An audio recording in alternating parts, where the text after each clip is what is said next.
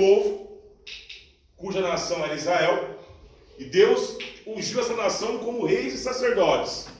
Né? Isso está lá em Êxodo 19. A eleição de Israel foi uma eleição no intuito de levantar um povo santo para que seja exemplo para as outras nações.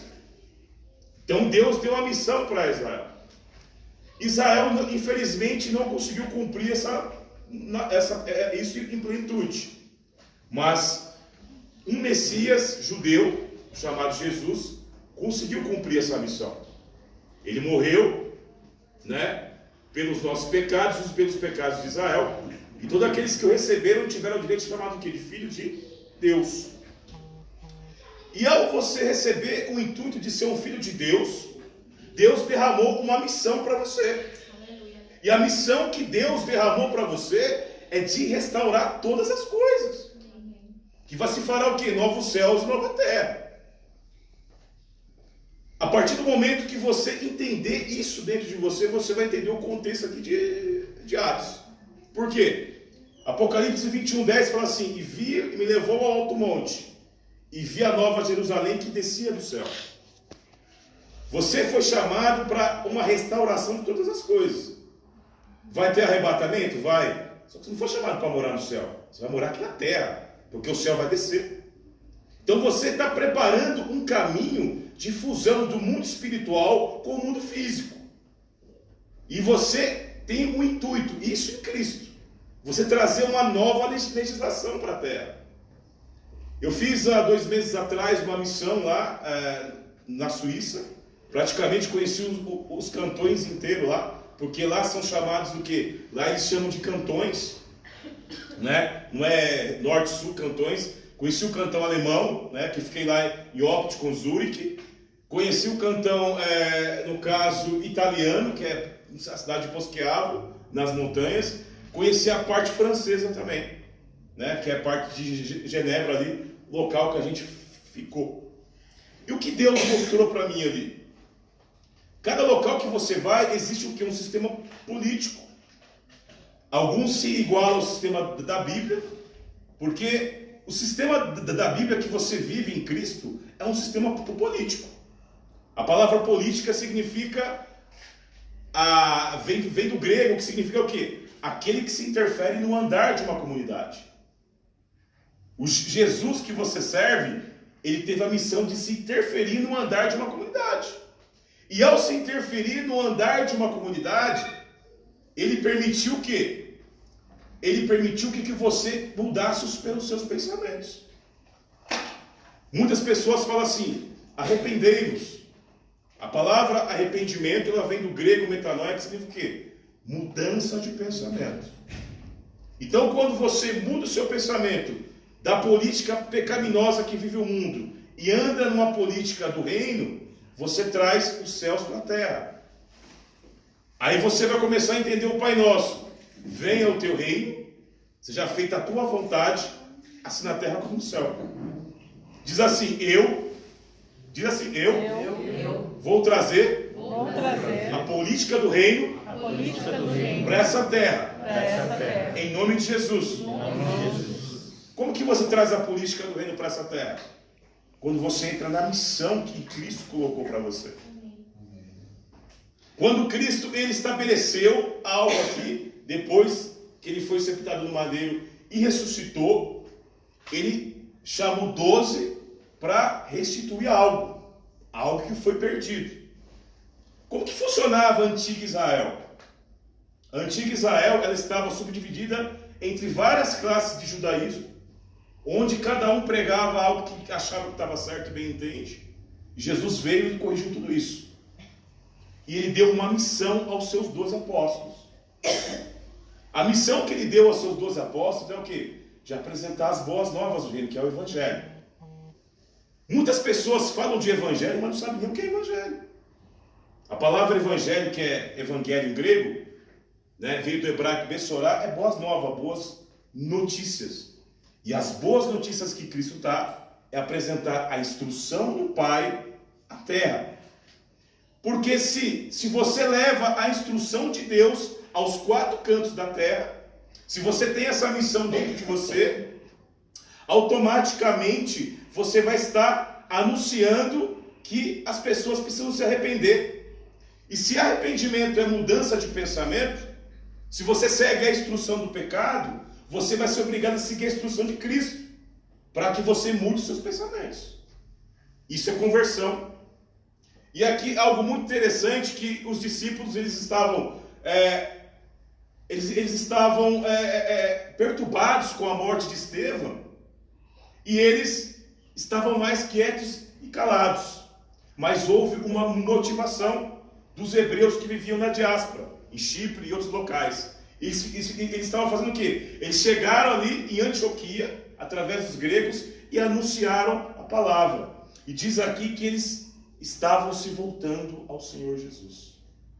Ou seja, a missão que foi colocada lá atrás para eles são uma missão que também serve para nós.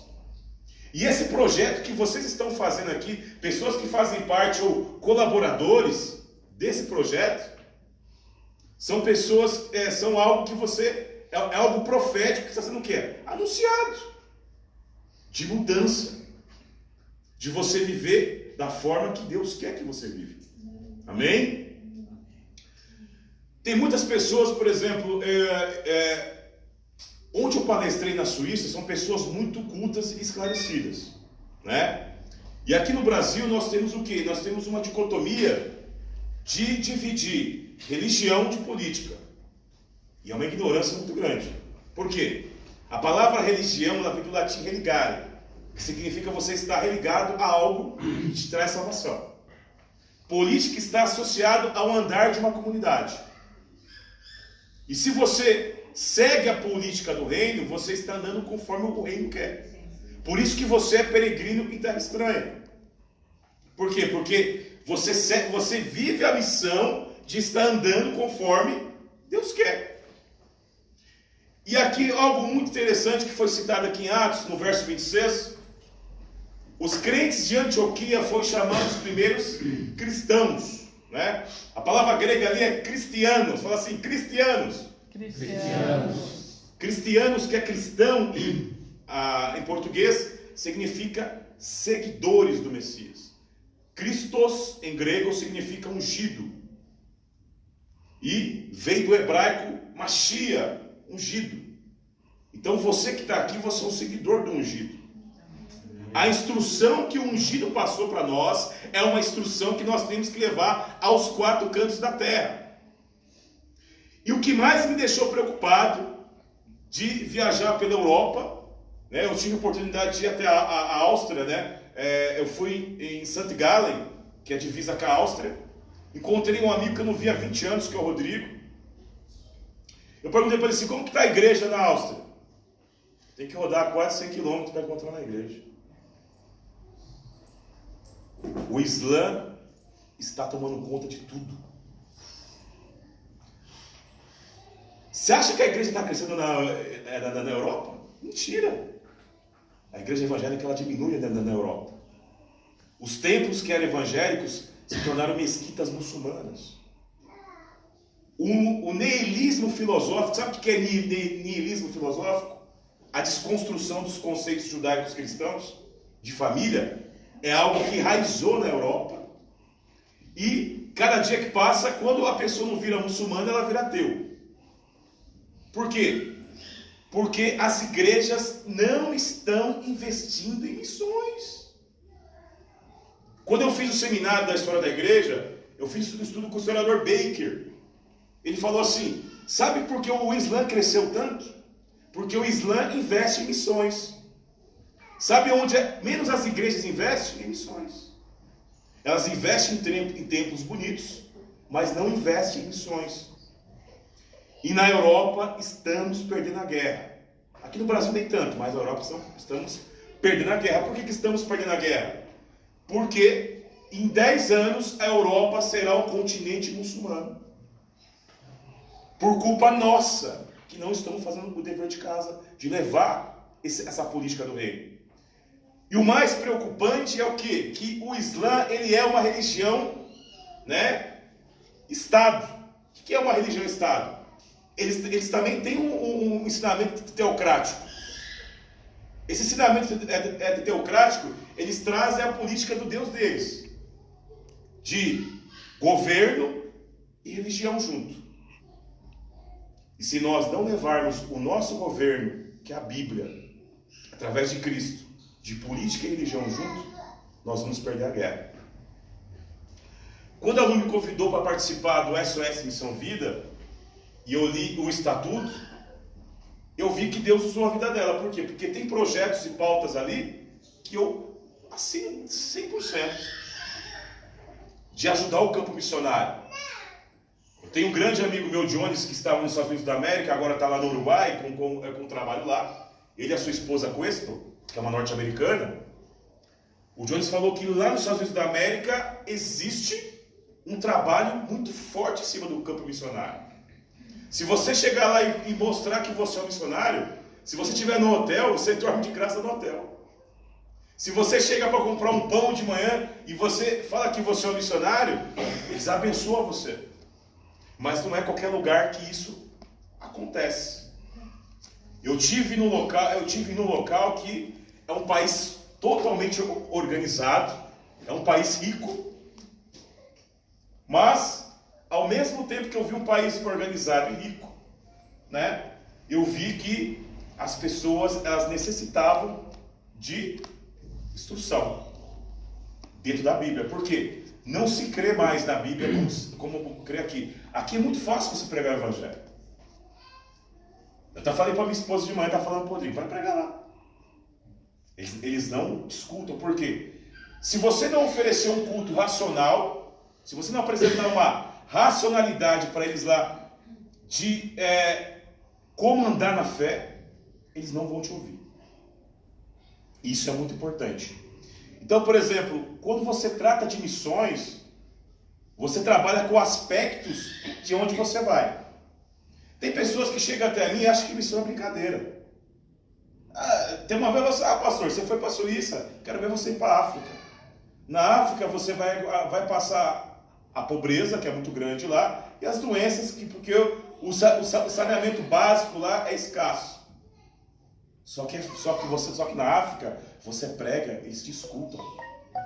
Agora, você chegar num local que você ensina a Bíblia e as pessoas questionam a sua fé, é muito difícil. E como que eles questionam a sua fé? Me prova que isso aqui é verdadeiro. Além do espiritual, você tem que ter a parte científica da Bíblia. E se você não tiver, você não... Alguém aqui já ouviu falar de Dostoiévski? Já ouviram alguém falar disso aqui já? Já? Quem era ele? Acho que nunca ouviu falar, né? Eu tive que entrar em Dostoiévski, que era um filósofo russo, para pregar para um suíço. Que não aceitava nem que você falasse de Bíblia para ele. Eu entrei numa filosofia para depois entrar na Bíblia, que ele aí despertou dele te ouvir, para depois a palavra ser ministrada. Então é uma outra realidade.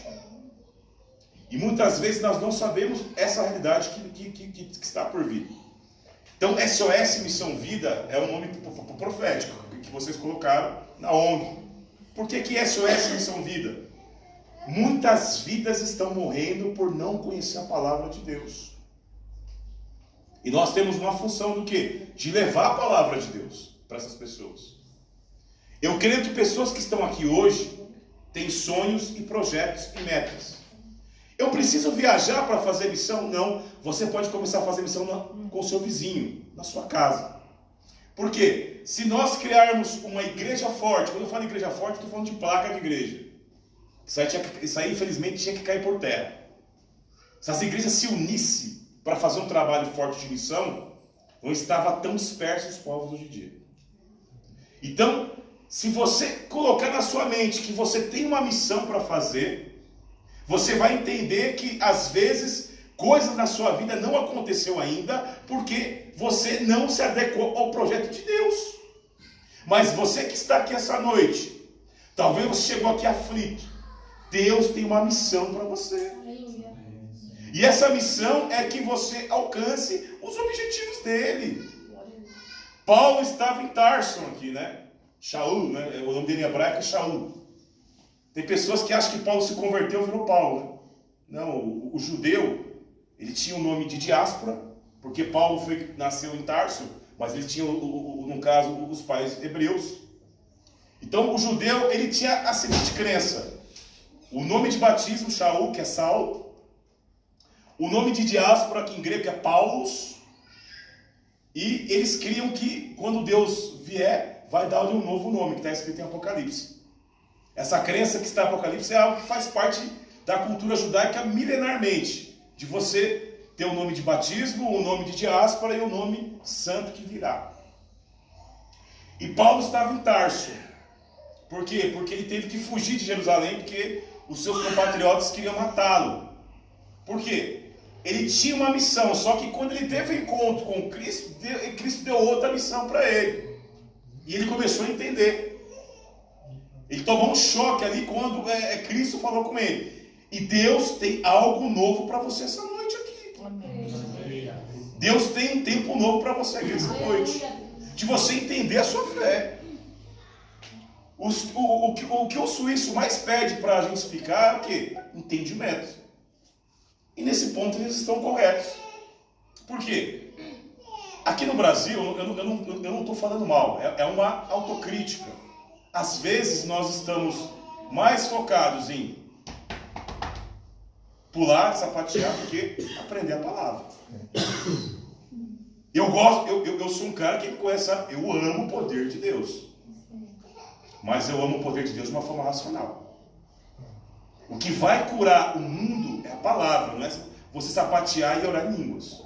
Isso é um dom espiritual que vai edificar a sua vida. Mas o que vai fazer o mundo ser curado é a palavra de Deus estar na vida das pessoas. Quando Jesus falou assim, arrependei-vos porque é chegado o reino dos céus, Ele está te dando uma outra forma de entendimento.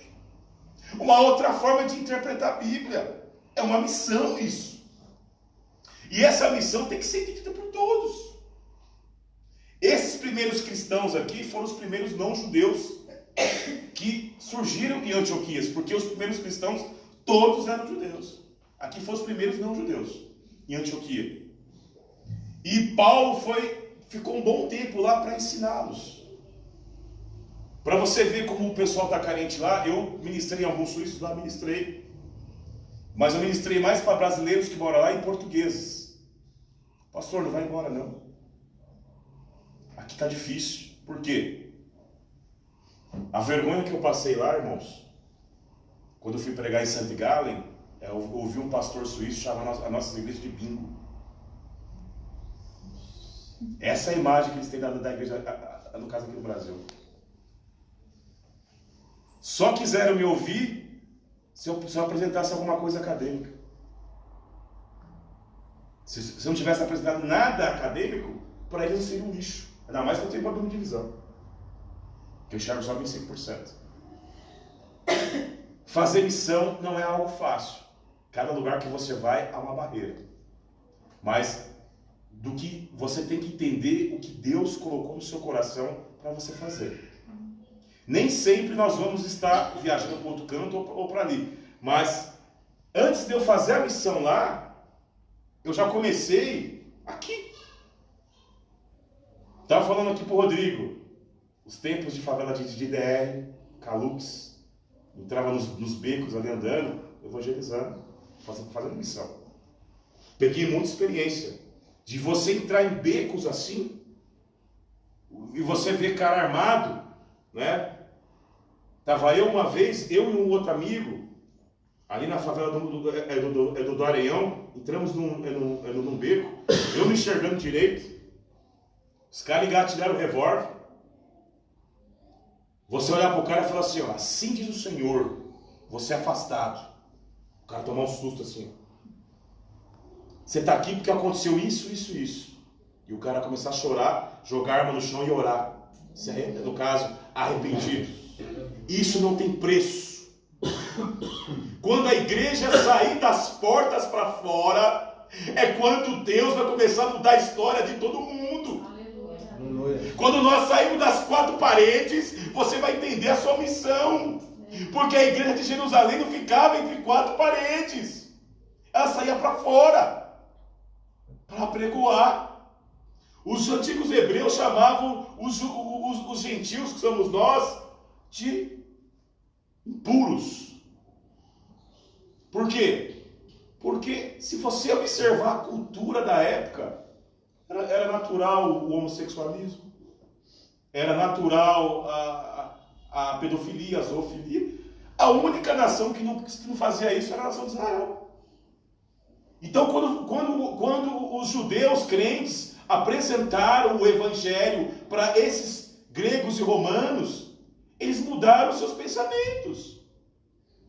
Quando fui no seminário, eu estudei a história de quando o imperador Trajano, né, na época de Paulo, ele tomou conta do Império Romano. Ele recebeu uma carta do governador Plínio.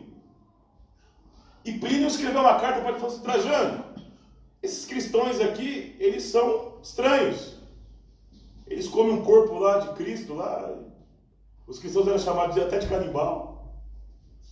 E uma frase muito interessante que eu sempre passo, que Trajano chamou os gregos romanos de terceira raça. Por quê? Porque os gregos que se convertiam, eles não se transformavam em judeus, mas eles mudavam o seu pensamento. Aquela coisa cultural de adorar a deusa Cibele, aquela coisa cultural de você participar de orgias, eles mudavam o pensamento deles. E quem conhece um pouquinho de história, sabe que existia uma lei chamada Angária, né? E essa lei permitia o quê? O culto às nações subjugadas. Se surgisse uma religião nova, essa religião ela era perseguida e martirizada. Tem países que não aceitam o cristianismo. Tem países que aceitam, mas fazem vista grossa. Então fazer missão não é uma coisa fácil. Paulo, eu até queria passar a história de Paulo, que é fantástica. Tem uma história de Paulo fantástica. Jesus, quando ele pegou e escolheu Paulo, ele não escolheu qualquer pessoa. Paulo, ele era um letrado. Por quê? Porque os outros apóstolos, eles não estavam tendo ênfase na diáspora por devido ao seu conhecimento. Mas Paulo, ele excedeu os da sua época, como diz lá em Gálatas. E se vocês entendessem o cargo que Paulo tinha no Sinédrio, Paulo era discípulo de Gamaliel. Gamaliel, ele era o príncipe do Sinédrio. Se fosse trazer para os dias de hoje, ele seria o primeiro-ministro do Brasil ou de Israel. É um cargo muito elevado. E Paulo estava sendo discipulado para ser o primeiro-ministro de Israel. Ele era um homem cheio de conhecimento. Conhecia muito bem as línguas hebraicas, o aramaico e o grego da época, e até o latim. E era necessário ele ter a função dele de viajar para a diáspora. O nome apóstolo, que as pessoas acham que é para ter cargo elevado, vem do hebraico shalia, que significa enviado. Se você olhar a Bíblia, né? Na Bíblia não tem o cargo de missionário, você é um judeu missionário. Existe o evangelista que faz o trabalho missionário e existe o apóstolo. Os apóstolos, eles eram enviados para fazer o quê? O cargo missionário. O evangelista ia na frente, preparava o caminho e os emissários iam atrás para quê? Ficava de 1 a 2 anos montando a congregação para fundar ali um novo corpo eclesiástico. Então isso é fundamental que você entenda perto de missões. Mas às vezes a missão que você tem aqui, começa aqui no bairro, ou aqui faz parte da empresa do Rodrigo, a missão deles às vezes é aqui, vai começar aqui. Mas é daqui que vai ser plantada a semente. E a semente for plantada aqui, ela vai alcançar outros lugares, amém? Amém. É muito bom você entender isso. Entender a missão que Deus tem para a humanidade é entender a redenção de novos céus e nova terra. Como que vai se transformar em novos céus e nova terra se eu não anunciar o reino? Quando nós anunciamos o reino, através de Cristo, nós santificamos o nome de Deus. Como diz o Pai Nosso. E venha ao teu reino, seja feita a tua vontade, assim na terra como no céu. A tradução ali, né, o pão nosso de cada dia nos dai hoje, né? Mas no grego está o pão de amanhã. Só traduzir o pão nosso de cada dia nos dai hoje. Por que fala o pão de amanhã? Porque o pão que você comeu do amanhã é o que vai trazer a vida eterna para você. É o que vai derramar algo novo para você. Então você que está aqui essa noite, se você chegou aqui sem esperança e não entendendo a missão que Deus tem para você, abra sua mente, com o Espírito de Deus, ele vai adentrar no seu coração essa noite. E ele vai falar com você de uma forma sobrenatural. E você não vai ter uma fé vã, mas você vai ter uma fé racional. E essa fé racional é você entender. Paulo fala assim: não vos conformeis com esse mundo, mas transformai-vos para a boa e perfeita vontade de Deus. A igreja está se conformando. Irmãos, quem conhece a nossa congregação sabe, é pequenininha. Pequenininha mesmo. Mas eu não me conformo com esse mundo. Os locais que Deus está nos levando, às vezes eu falo para Deus: mas Senhor, nós somos tão pequenininhos, por que eu estou aqui? Ainda que você é uma pequena sementinha, essa pequena semente vai germinar e vai brotar uma árvore. E você vai alcançar nações. Da mesma forma que Israel pequenininha desceu para o Egito, ali ela se transformou numa grande nação. E ela saiu do Egito resgatada, atravessou o mar. Você que está aqui, você tem a missão de atravessar o mar. E quando você olhar para trás, você vai dançar como Miriam dançou. Porque você vai ver o exército maior do mundo afogado ali. Porque o Deus que você serve é o Deus de ontem, hoje e sempre. Glória a Deus. Amém? Amém. Ter esse entendimento é básico para que as coisas andem para você. O povo de Israel, ele viu muito milagre acontecer. Muito milagre acontecer. Mas os milagres não fizeram com que eles alcançassem os seus intuitos. O milagre mostra o poder de Deus, mas o entendimento de Deus é que te faz alcançar os objetivos dele. Amém. Amém? Amém. Diz assim: eu vou alcançar o pleno entendimento de Deus em Cristo Jesus.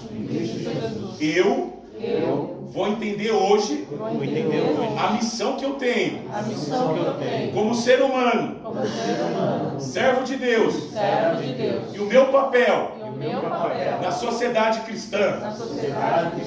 Amém? Amém. Glória a Deus. Se você é um cristão, você é um ungido. Aleluia.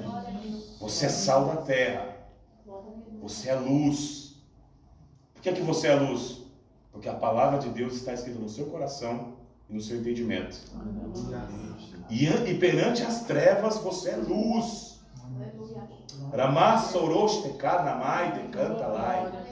Às vezes você chegou aqui com muita tribulação. Às vezes você chegou aqui desacreditando da vida. Mas o meu Deus está falando para você assim, ó: eu tenho uma missão para você. E ainda que as adversidades pareçam estar grandes, eu vou alcançar os objetivos que você precisa. Quando Israel atravessou o Jordão, a primeira coisa que Deus fez foi cessar o maná. Deus poderia falar assim, ó: fica sentadinho aí que eu vou destruir a cidade de Jericó. Ele poderia ter feito isso daí. Mas ele falou assim, ó: eu vou dar uma missão para você. Dê 7 voltas perante esses muros aí. Você que está aqui hoje, seja lá o problema que você está passando, dê 7 voltas nesses muros de Jericó. É uma missão que Deus está colocando para você. E quando você dá essas 7 voltas, e a última trombeta tocar, toda aquela muralha que parecesse impossível para você vai cair. E ao cair você vai ver o poder que Deus tem sobre a tua vida. Você vai ver que o seu Deus é o Deus de ontem, hoje e sempre. Mas Ele não te ensina a ficar sentado. Ele te ensina a conquistar. Quando o cristão entende que o Deus dele ensina ele a conquistar, ele não vai ficar sentado esperando acontecer. Mas ele vai falar assim: Senhor, eis-me aqui, eu estou aqui para seguir essa missão. E eu vou cumprir essa missão. SOS, missão vida. SOS, urgência.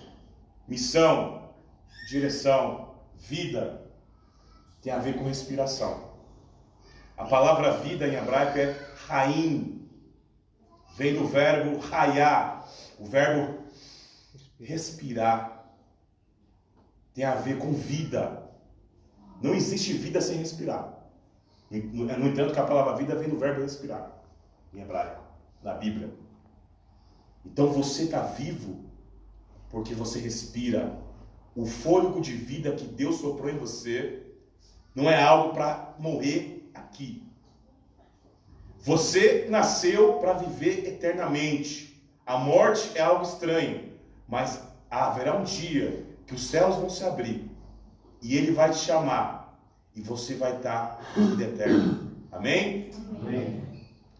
Antes de eu passar aqui para a palestra da Lu, eu queria que você se colocasse de pé, que eu quero orar por você.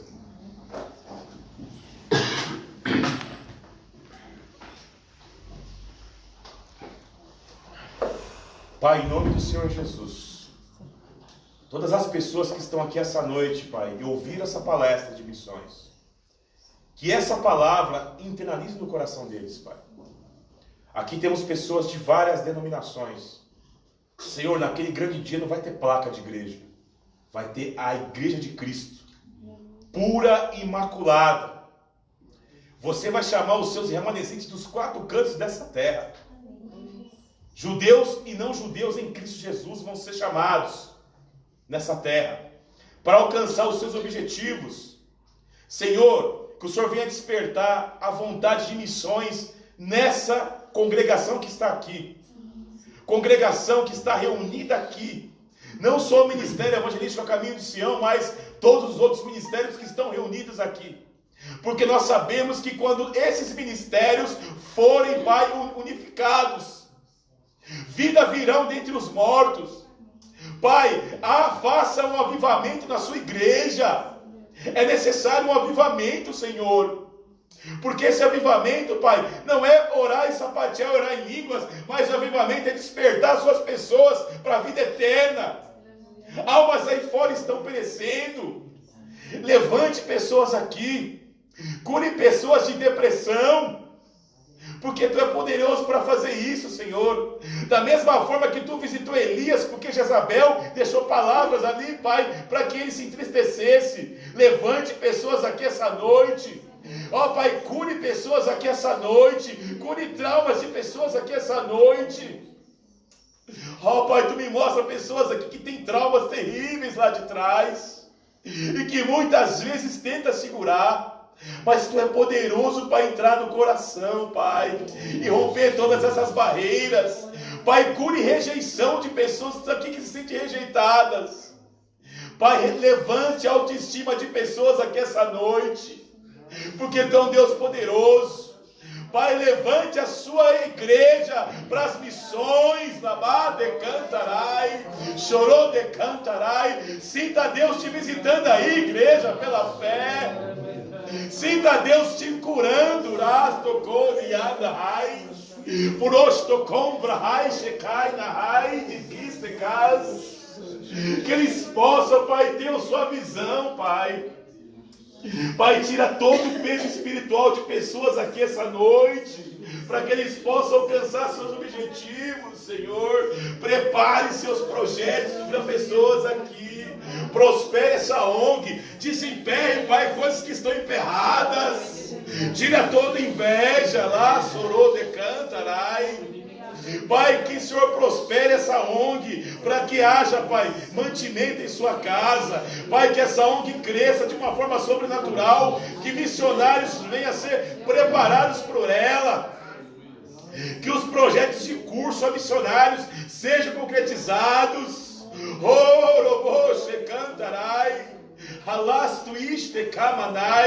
que ela seja uma ONG especializada em enviar missionários a todos os cantos do país, do mundo, não só na Europa, como na África, na Índia, Estados Unidos da América, Senhor. Prepara coisas grandes, Pai, em nome do Senhor Jesus. Que o Senhor abençoe eles e guarde, que o Senhor faça resplandecer seu rosto sobre eles e tenha misericórdia deles. Que o Senhor sobre eles levante seu rosto, conceda-lhes a paz, em nome de Jesus. Amém.